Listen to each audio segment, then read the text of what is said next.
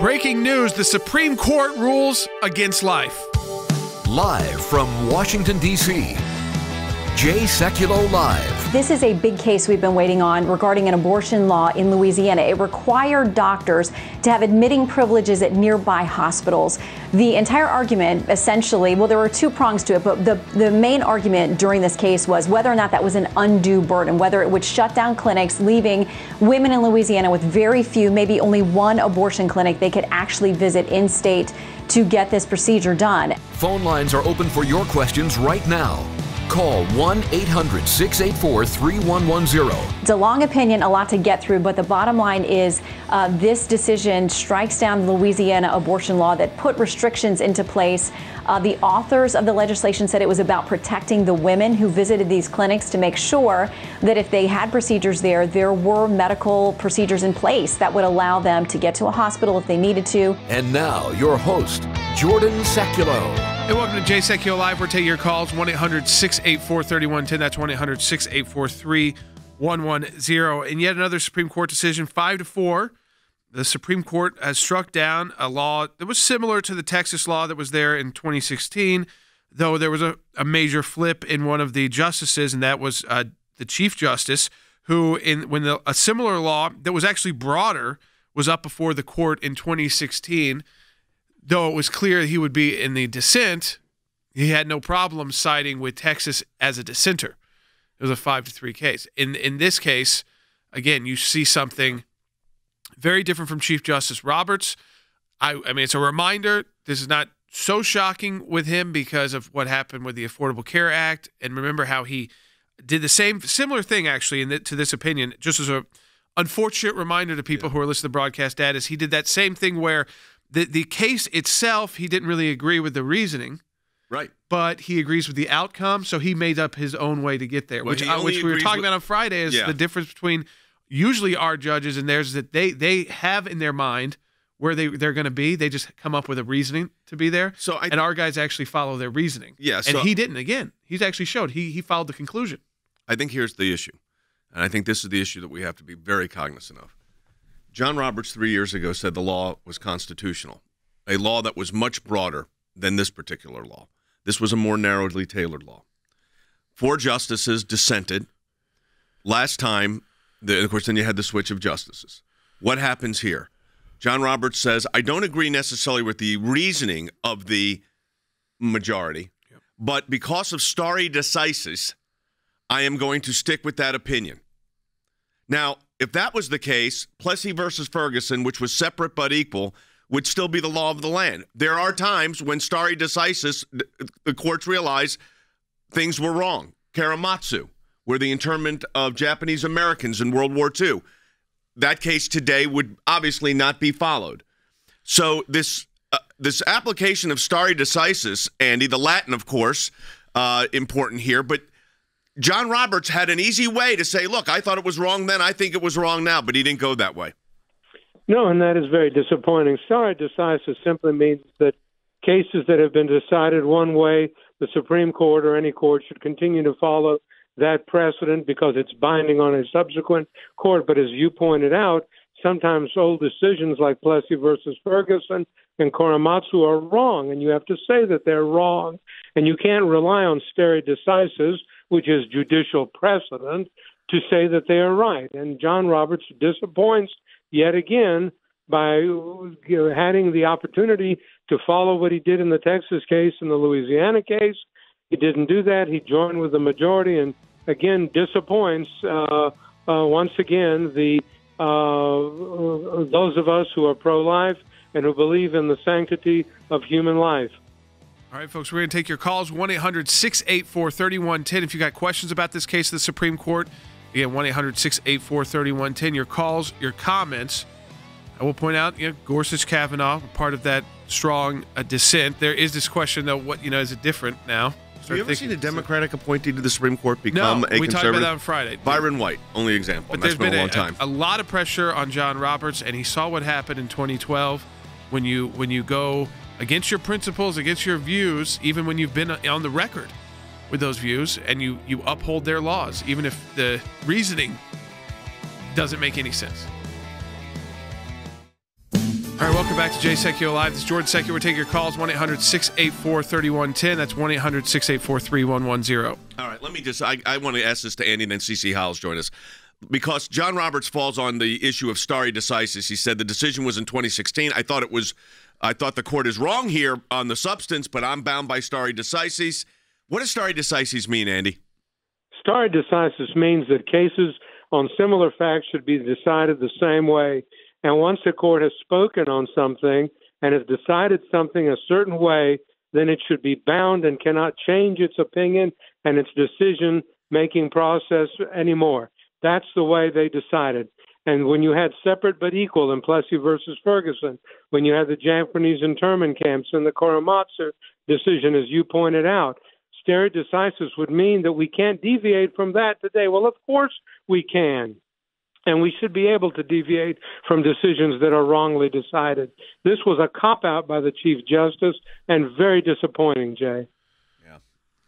Let's bring in CECE HEIL, Senior Counsel for the ACLJ. And before I go to CECE, Jordan, your sense of what's going on here. I mean, do you think these are political decisions? Do you think these are legal decisions? I think it's political decisions by John Roberts. He likes the praise. I think he thinks that in some way, this is good for his legacy when he does this thing like the Affordable Care Act. And then after the Affordable Care Act, since then he was in the dissent on a law that was much broader than Louisiana's. I mean, legally speaking, it doesn't read that much, but it was different. The impact was different. He was in the dissent, but when he had to be the vote, and listen, he put himself in this position. I don't know why he's made himself out to be another Kennedy. You don't have to have that on the court. You don't have to have the tiebreaker vote.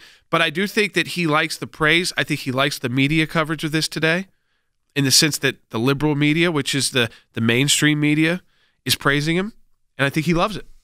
I think he loved it with the Affordable Care Act, even though he knew the people that got him to the Supreme Court couldn't figure out the reasoning. He just comes out and says it.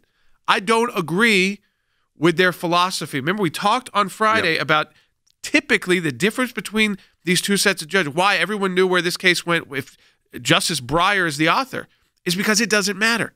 He will come up with whatever. He'll go to international law, and he'll tell you. He will find law that agrees with his position somewhere that's sometime been written.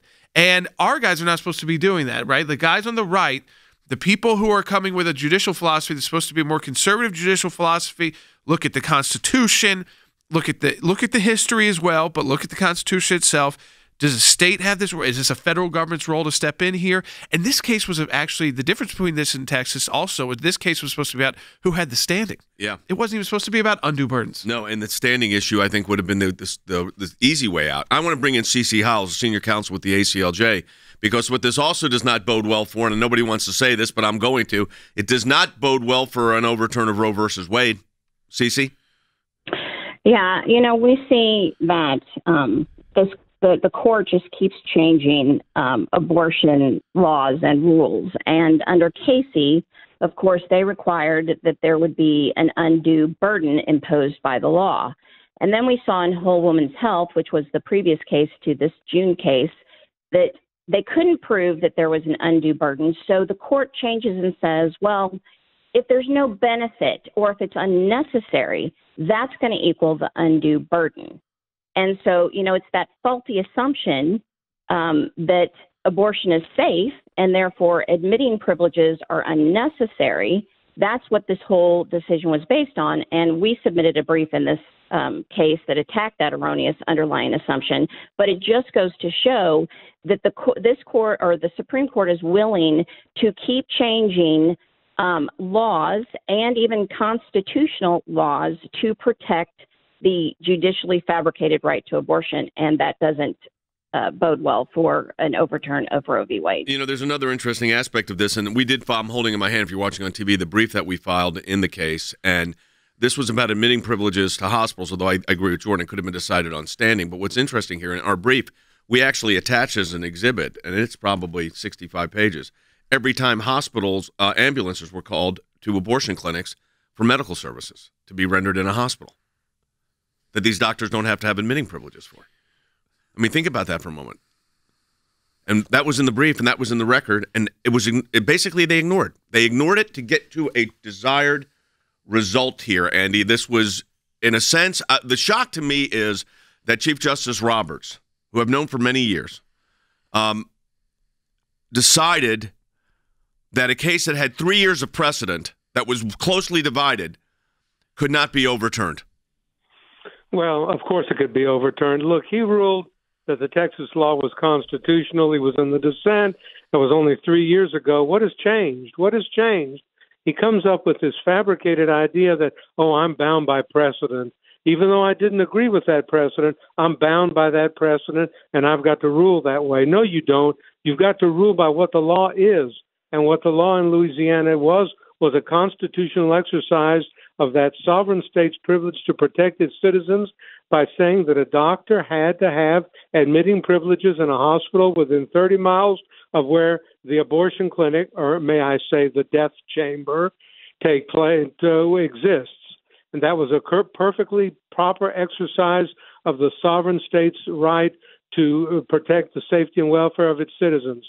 Chief Justice Roberts did not have to do what he did in this case, and I'm very, very disappointed in him.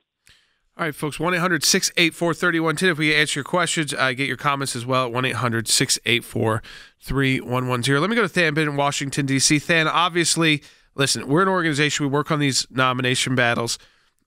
John Roberts it was a different time, obviously, now, but I think that there is a question, Than, about, and I'm sure a lot of people have, and we talked about it on Friday. It's not that I'm not expecting to agree with Brett Kavanaugh or Neil Gorsuch or Justice Thomas or anybody, 99% of the time, like they are on the other side. I'm just not expecting that, because I think if you actually take a philosophy and apply it, you can sometimes come out different ways, sure. But at least we know what's grounding you.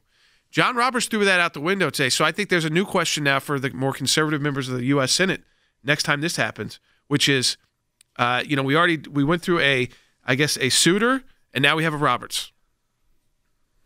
Jordan, if you find a judge that you agree with every time, that's not a judge, that's an advocate. But what you can request from a judge, or actually demand from a judge, is that they take the philosophy of judging, they look at the statute, they look at the Constitution, they look at the law, and they apply it as it was written. You have to expect from a judge that you don't have outcome-based judging. We've seen it on the left time and time again. And Jordan, it's why you said last week that we have got to do, we basically have to have a supermajority on the courts, because you're not going to get a judge every single time, while the left does. Let me tell you what this looks like to me, though, Jordan. This looks to me like an abandonment of apolitical judging. This looks like looking at the political tea leaves, the pressure in Washington, D.C., the social circles. I know that's insulting to say, but it's just reality. It exists here, Jordan, and this, to me, especially with such a recent opinion from the Chief Justice that said the exact opposite thing and a narrower law here, Jordan, it looks like to me that you have a judge that wants to be liked in those circles. I know that's an insult. I don't like to say it, but that's what it looks like to me. All right, let's go to Tim's call in Colorado on line 2. Tim, welcome to Jay Sekulow Live. You're on the air. Hello, thanks for taking my call. There was an editorial in the USA Today this weekend called "The Supreme Court was supposed to protect the separation of powers. Instead, it killed them." So I'd like your opinion on that, but my comment is with the recent Supreme Court ruling in the Title VII case, I think the other one is Bostock, and then the one you're talking about today. It seems the idea of ruling on laws based on interpreting them in light of their original meaning seems lost on the members of the court. So it's great to hear that you've been talking about last week the Senate is filling the vacant federal court seats, but if the conservative judges do the same thing as the majority of the Supreme Court once did in these cases and introduce meanings of the law foreign or contrary to their originally intended purpose, what good's going on? So my key question is, what do you know of that's being done to promote the implementation of proper interpretation of laws in the courts? Well, look, I mean, here's what you learn quickly, and I've been doing Supreme Court work for going on my 4th decade here, that there was another case came out today. It was USAID. It was the foreign affiliates of various groups that were being denied funds because of positions they advocated. And these foreign groups were claiming First Amendment privileges. If you would have listened to the oral argument, you would have said the foreign groups are going to be protected in their speech, which I don't think they should have been necessarily, by the way. And the Supreme Court concluded that they were not protected. So it's very difficult to protect tea leaves. Here's the problem. Once you start straying from judicial philosophy, you enter a no man's land, a no person's land. And that is a situation Justice that Kennedy. I mean, it's Justice Kennedy. But Justice Kennedy, he was quasi-predictable on certain areas. He was usually very good on religious freedom. My concern here with this opinion, and we still have we have 10 opinions or 9 opinions left to come. They may all come this week, not by this week, next week, is if the court politicizes its decisions like that, that can be very, very damaging. Yeah, when you have a court that starts saying, and the Chief Justice of the court, so he thinks it's better for his legacy to say things like, I don't agree with how they got here, but I just like the conclusion. I mean, anybody could do that. Why go through those processes? And again, I think it shows you some of this. You look at part of this is lifetime appointments. Part of this is also they've taken lifetime appointments to mean they don't ever leave. So we've kind of made this. It's a different entity than it was by our founders. For 30 years, the American Center for Law and Justice has been dedicated to protecting your religious and constitutional freedoms. Because of you, we've seen great success in the courts and Congress concerning the issues that matter most to you and your families. ACLJ Chief Counsel Jay Sekulow. Our decades-long commitment to the Constitution and the rule of law is at the center of everything we do. The bottom line, our work could not take place without your generous support. It's a critical time for our nation and our world. With so many challenges facing our country, the work of the American Center for Law and Justice has never been more important. There's no better way to support the ACLJ than through online giving. We truly appreciate your financial support. Without it, it would be impossible to do our work here and around the globe. And the best way to support our work is to make your financial gifts online at ACLJ.org. Donating online is safe and secure, and an online gift at ACLJ.org can be put to work immediately, enabling the ACLJ to continue the battle against abortion giant Planned Parenthood. These are our young people in their 20s and 30s that are doing this, are fighting for life at a whole new level to beat back the abortion juggernaut. We've got a whole group of young lawyers that are defending them. To protect Christians facing persecution. The release of Andrew Brunson. He is the American evangelical from North Carolina, held in Turkey for more than 2 years. We're grateful to ACLJ who put it out to these people, they were getting all this out. I'm thankful, I'm grateful, and actually I'm astounded. To stand up for our good friend Israel. To work to uncover the corrupt deep state in Washington, and so much more. Make a difference today. Support the work of the ACLJ online at ACLJ.org. Every dollar makes a difference. Give today online at ACLJ.org.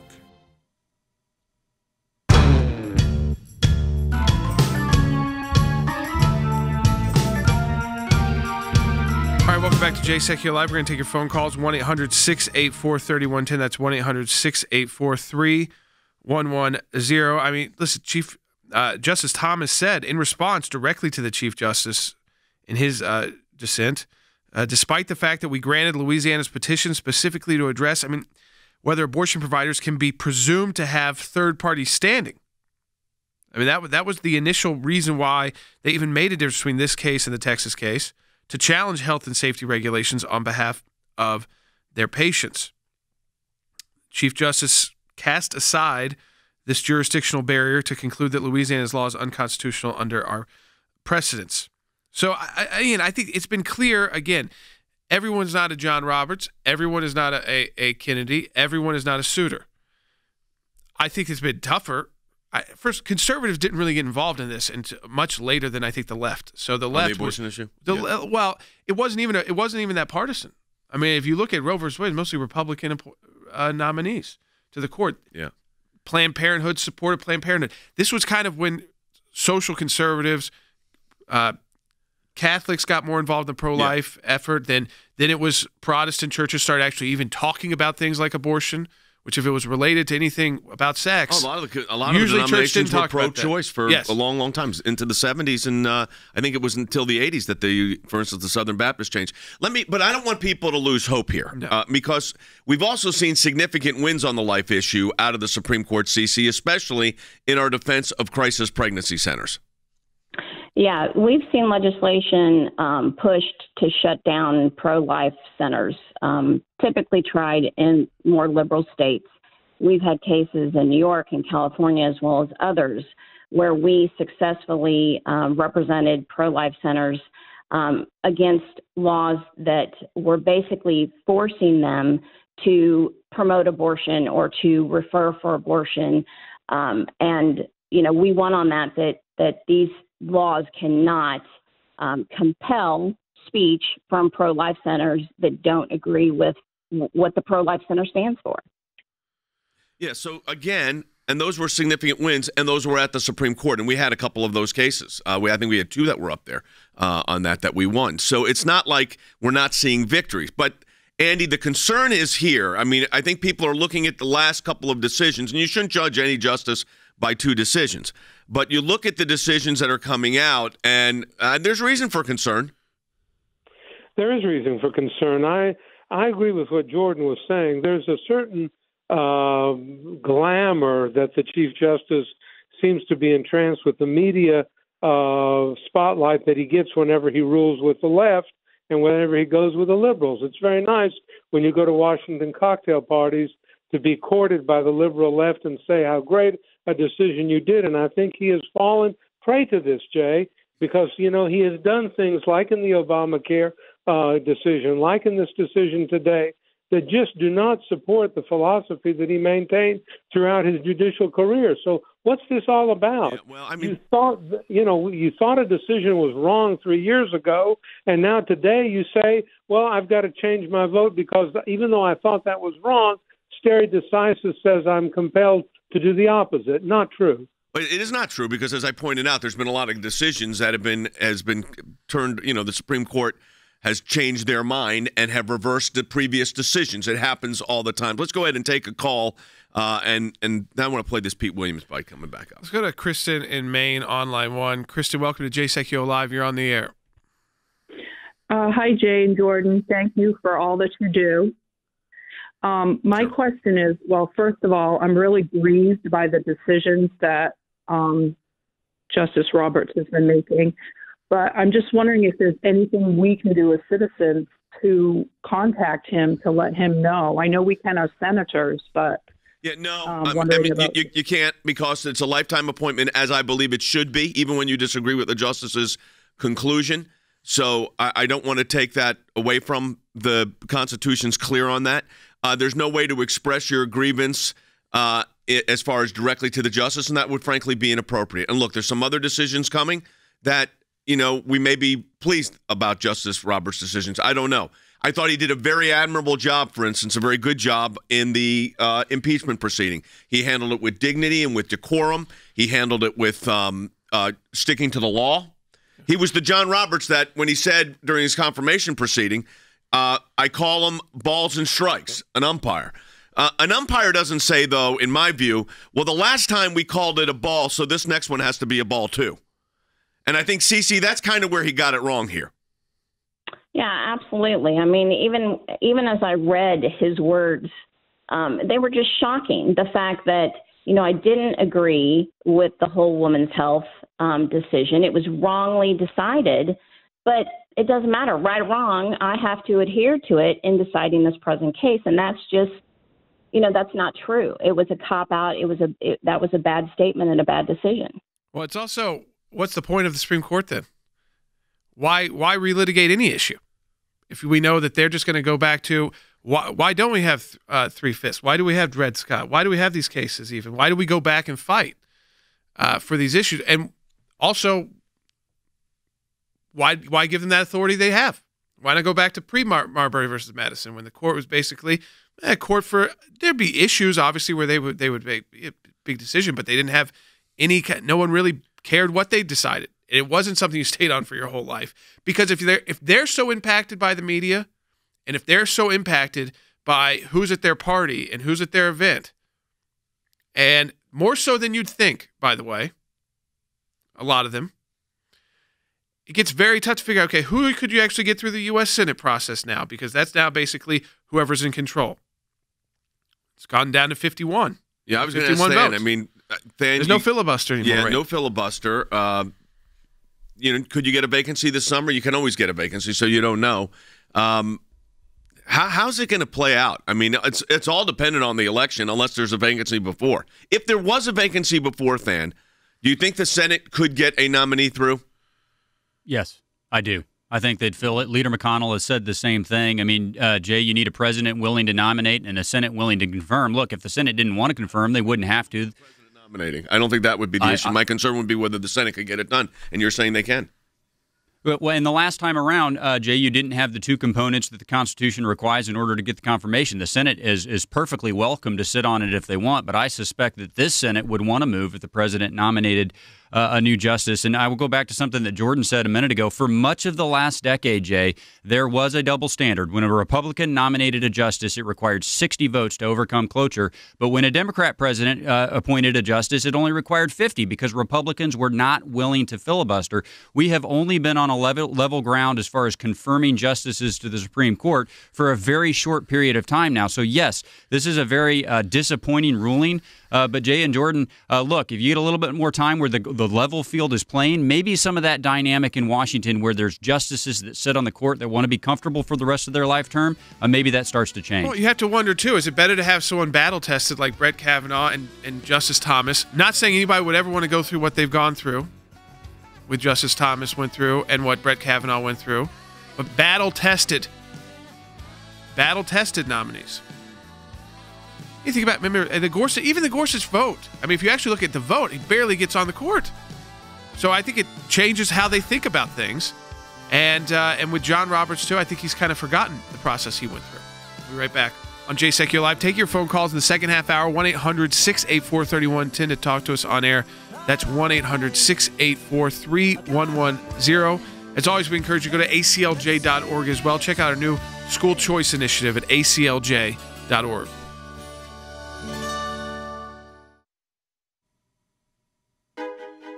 We've handled a series of cases involving those that are being persecuted for their faith. They called it terrorism, but they actually use in the indictment itself the word Christianization. There is this crackdown trying to stop Christian practice of their faith. A goal that we have in a lot of these cases is to get the United States government to speak with one unified voice. A principal comes and yanks your Bible away. A teacher became aware that the student was reading from the Bible. We're here standing for these kids and their families. Prohibited from meeting with other Christians during recess. We do have to fight against them when they occur, otherwise those abuses will win the day. This is a fight that you're going to have to be engaged in. It's already a long-term struggle. It is not over. We are so grateful to the people who prayed for us, and we are so grateful for ACLJ.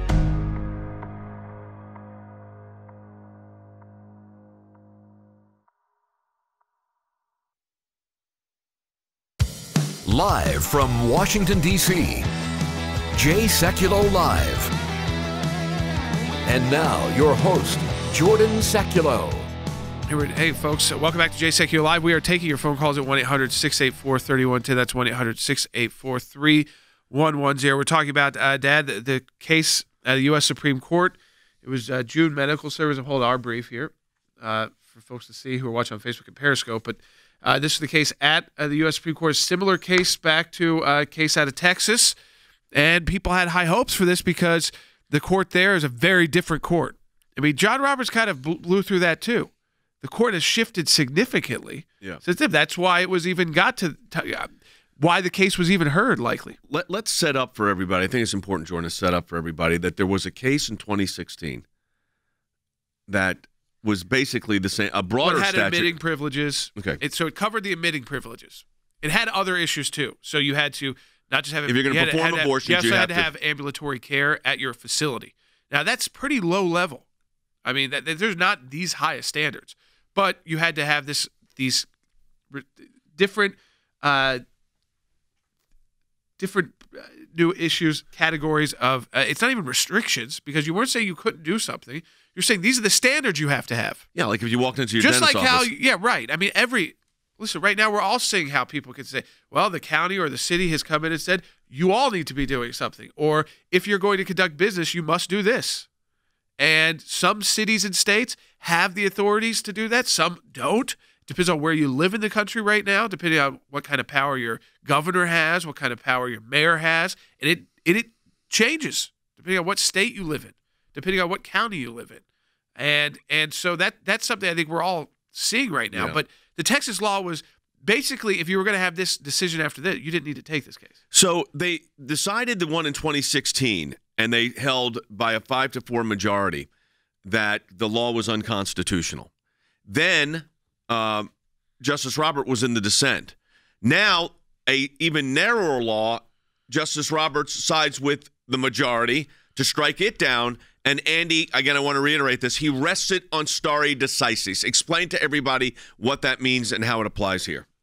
Stare decisis is a legal concept that says once cases are decided in a certain way based on certain facts, if identical facts or closely identical facts appear in subsequent cases, then the law has to be applied in the same way.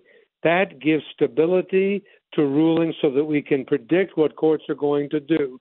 But stare decisis should not be a basis to rule wrongly in a case. When a case is wrong and the Supreme Court of the United States has to say it's wrong, then stare decisis should go out the window and we should decide the case on the law as it is and the facts as they are.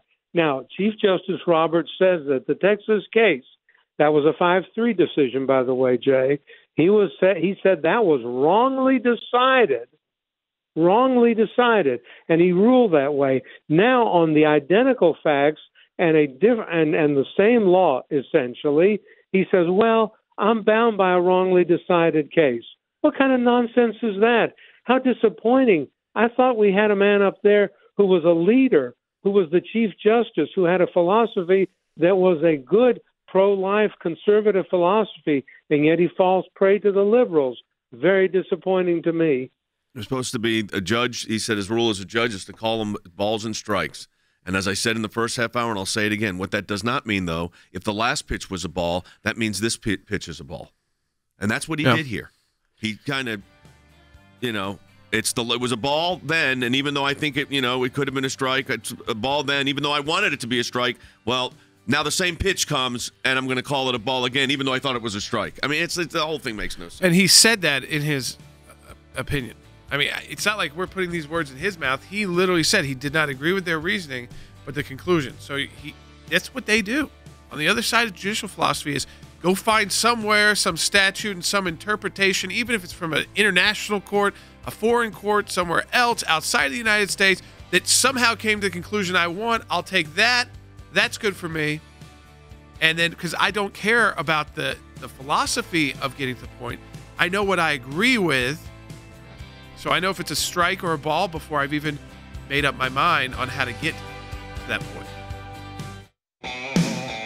All right, welcome back to Jay Sekulow Live. This is Jordan Sekulow. We're taking your calls. I want to go to Timothy's call right off the bat in Missouri. He's been holding on. Timothy, thanks for holding on. You're on the air. Yes.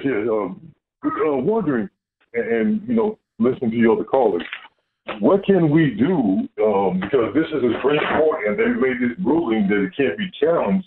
Is it time for a constitutional convention to change these lifetime appointments? Is it time for something like this? Since they obviously are playing by the law and going by this, is it time for that? Well, I think, listen, to a sense, it's up to us. We decide, education and what philosophies people are pushed on people, whether they're in law school, regardless if they think they're Republican or Democrat, too, by the way. I mean, kind of throw that to the wind. Because these kind of go past that. So what philosophy are you being taught? How are you taught to get there? I'll tell you, in most law schools, the philosophy would be exactly what John Roberts said today, which is, I don't care about how I got to get there. Don't look at how the sausage is made. But this is where I'm going to be on this because, and then he's falling back on precedent from 3 years. I mean, 3 years. 3 years. That's not stare decisis. No, that's not. I mean, that's a case that came before us a few years ago where I was on this side and I'm still on this side. The court changed. The makeup, the composition significantly. You would think he would have taken the same reasoning and been in the same place. But he didn't do that with the Affordable Care Act either. Remember, he came up with, it is a tax. Even though they told us it's not a tax, in court, while they're here, and I pushed them on that. I gave them that opening. They still said no. Oh, really? They're going to tell me yes. So I'll go with that with them. And it's Administrative Procedures Act. I was always concerned about that issue, but again, now I want to play something from Pete Williams because he talks about a double victory here, and then we'll get everybody's comment. Take a listen. this is sort of a double victory, if you will, for advocates of abortion rights, because on the one hand, the Supreme Court strikes down the Louisiana law, which was really never went into force completely. And secondly, with the Chief Justice joining the majority today, they say that these groups, these clinics, these doctors, these abortion rights advocates can challenge abortion laws. So it's a double victory. And what he's saying there is, because there was the dissent talks about how there was no standing. It wasn't a woman seeking abortion that was filing the suit here. It was the owners of the medical clinic. And Andy, a decision that focuses not on a standing principle, which would have been an easy way to decide this case, also is concerning. Jay, standing means you have a right because you have a direct interest in the outcome of the litigation to challenge a particular statute or to say that the statute is constitutional. What possible person other than the woman has the standing? The abortion clinic and the doctors, in my view, do not. Chief Justice Roberts had the easy way out. He could have said that the standing did not exist on the part of the clinic, that it was the woman who had the right, not the doctors and not the clinic. That's first-year constitutional law. I don't know what possessed him not to look at that simple standard of standing and say that this law could not be challenged by those who were challenging it. Well, Jordan, this raises a question I want you and Than to comment on, and that is there's going to be a frustration level. Yeah. Because, John Roberts, conservative, you can go through the history and this happens. Now, like I said, we may be surprised with tomorrow by decisions we agree with, so who knows? The pressure campaign by the left is on a different level. Go ahead. I think that you may not realize it, folks. I don't know where you live in the country. I'm talking to people who live in the bluest of blue states right now and the reddest of red. But I know a lot of you probably don't necessarily, if you agree with what we're saying here on the broadcast, so if you agree with where we're coming from philosophically, you might not be surrounded by this world in D.C. that I'm not even talking about like Republican, Democrat, because I think it's more to the media, more to the legal community, and the world that they travel in, who they've gotten used to. That's weird. It's not like John Roberts doesn't know Brett Kavanaugh for his entire life. I mean, like basically entire adult careers. It's not like, and obviously Brett Kavanaugh was serving on the D.C. court, where, by the way, John Roberts came from. And so you've got, and again, so it's all based in Washington, D.C., and these are big positions. But I think the idea that somehow over these couple decades in, the media pressure, you might mostly listen to broadcasts like ours. We're on News Station 2. I want to welcome WLFE in Miami, 1 to 2 p.m. Eastern Time each day. That's WLFE. So we're excited you all have the full hour of the broadcast of Jay Sekulow Live. But depending on where you are, kind of like what media affects you, and it's on these issues like abortion, where you have the two interest groups on each side. You have pro-life, pro-abortion, but then you have all of this in between. These restrictions there. And John Roberts had a clear philosophy on this. Yeah. But I will tell you, I think the frustration comes from our people have never seen it happen the other way, and our folks out there. Except Byron Wright, which most people don't remember. But I do think most of that is the pressure campaign. So, Than, I was going to ask you the same thing. I could see the frustration building with conservatives as they talk about votes. We put all our energy into these confirmation battles, and we spend a lot of resources, and people spend a lot of time, and then you don't know. Now, that's part of the American system. Is you're not going to tell a justice how they're going to rule in a particular case. You've just got to redouble the efforts, Jay. I mean, the recourse is not to walk away when the stakes are so high. I completely agree with Jordan that the recourse here is to change the narrative. Here's what we've got to do. We've just got to tell the truth. Jay, this law was written to protect women. That's why the standing question that you've been talking about is so important here. Here's the tragic reality, and you alluded to this, but I want to say this again. In our brief, Jay, we open. There's an appendix in the back with the last decade of ambulance visits, but we open this brief with the list, a partial list of ambulance visits to abortion clinics in 2019 alone. This is the tragic truth that the American people need to know so that someone like Chief Justice Roberts doesn't feel like it's socially acceptable only to rule a certain way. Ambulances leave abortion clinics with women in the back of them, Jay, and they need life-saving care. This law did not speak to the legality of abortion. This law said that when that ambulance leaves that clinic, that woman can get life-saving care. So, Jay, we've got to change the narrative. This was not a pro-choice ruling. This was an anti-women ruling, and that's something that the Chief Justice needs to hear. Down the road, further justices need to hear it as well. That's just the truth. Personally, I think what will happen if conservatives continue, and I'd say this, is if conservatives continue to be the ones elected within the Republican Party. So obviously we'll have elections, there'll be ups, there'll be downs. But if conservatives, I'm not sure they're going to buy anymore those excuses of an answer. So if it's going to be a confirmation vote of 52, just tell me if you're going to overturn Roe versus Wade or not. Or else I'm not going to move you forward. You're done. Your career is over. We're not going to just, because that's not a hypothetical. That is something I want to know. Are you willing? How about this question? Will you overturn precedents? Do you care if something is stare decisis? Does that matter to you? But get past that. I think the left does that. The left requires you to say, oh, well, they confirmed to me that they would not overturn Roe versus Wade. But our guys are afraid, Than, I think we may be entering that new world. We have Senator Hawley's now. We have people saying the way we've done things, we need to take our scrutiny to the next level. I understand what he's saying. He's not saying it's not our process. It's not the process itself. That's the Constitution. It's not that you're going to get 99.9. I don't think we ever think that as conservatives because we're not like that. We're not so uniform. But the scrutiny could be turned up 10 notches. Yeah, no question about it. I mean, that goes back to the double standard of the last decade, Jordan, and you're not asking for outcome-based judging. You're just asking for a judge to look through the same philosophical rubric every single time. I mean, look, how can you come up with a ruling in 2016, look at essentially the same set of facts, except even narrower, and come up with a different ruling? Jordan, that is outcome-based judging. So it's not putting a litmus test forward, but it is saying you've got to look at similar cases through the same rubric so there's predictability in how you're going to judge, because after all, you don't get to write the laws. We elect a legislature to do that.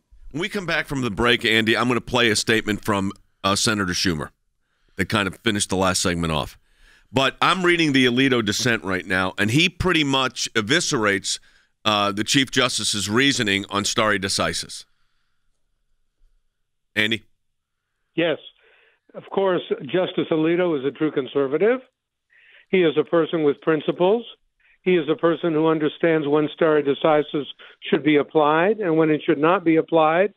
And his dissent, as well as that of Justice Thomas, Gorsuch, and Kavanaugh, state what the law really should be in this case. And it is a shame that the Chief Justice Roberts did not take a page out of Justice Alito's book. Justice Alito's dissent, which unfortunately is not the law because it is the dissent, stated the case perfectly and succinctly.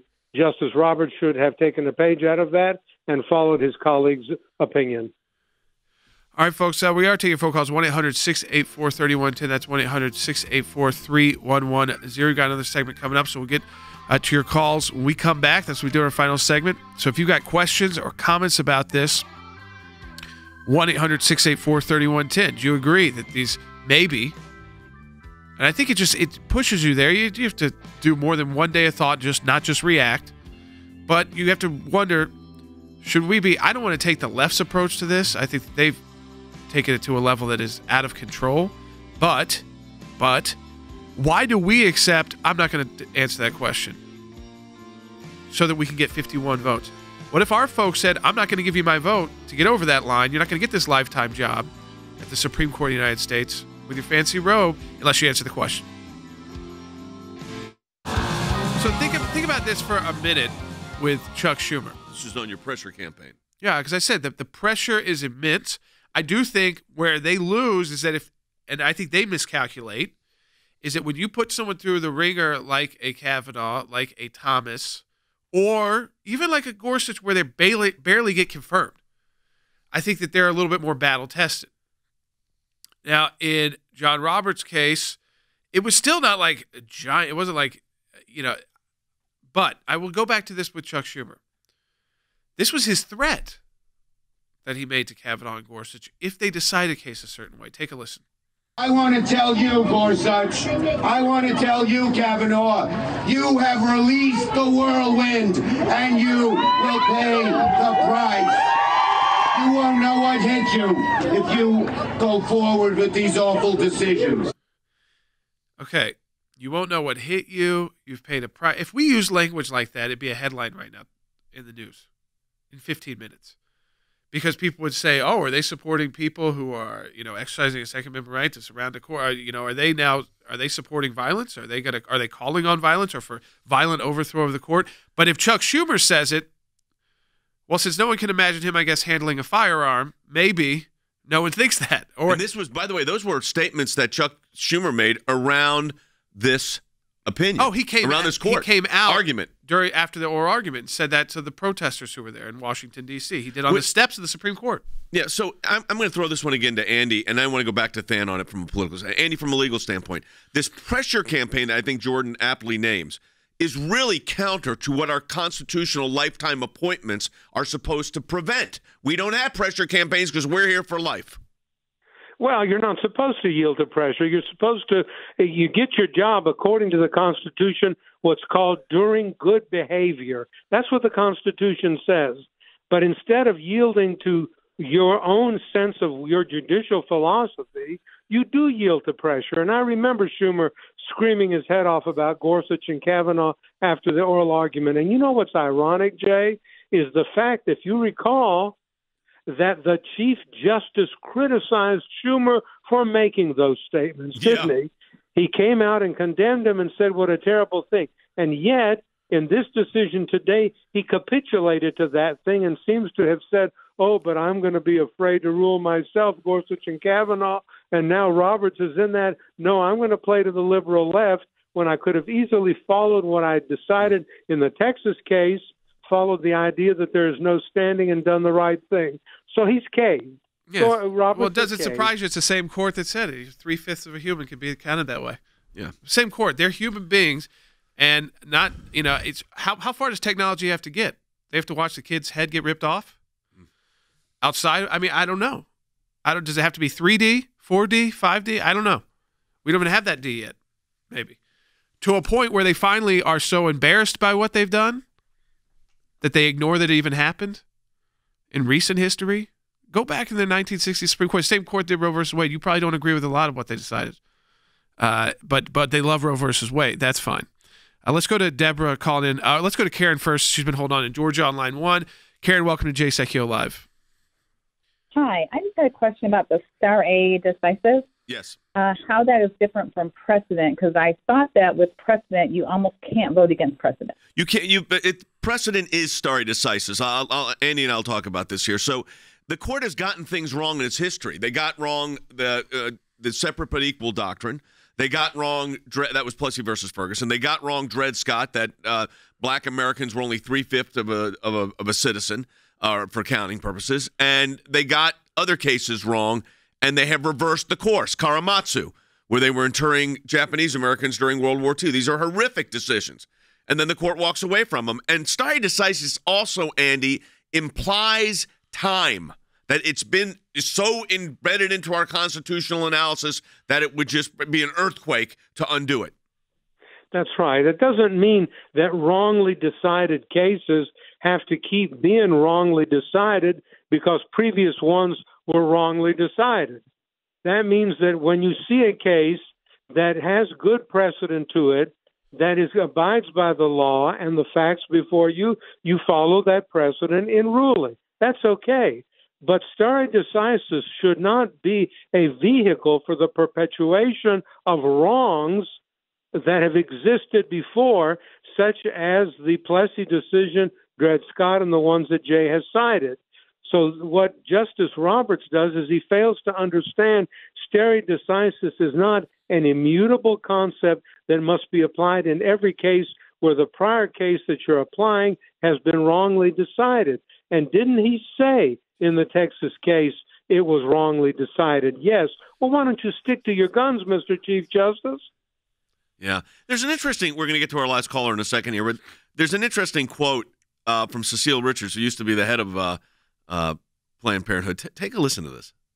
I think it's very worrisome. I mean, we have an administration that has now packed the federal judiciary, including these two Supreme Court justices, with judges who are against women's rights, against the right to safe and legal abortion. I'm thinking, first of all, they won. So, I mean, that's number one. Number two, they're talking about, I guess, in the context of the election fan. This is a double-edged sword. I mean, for conservatives, too. Because sometimes conservative judges aren't so conservative.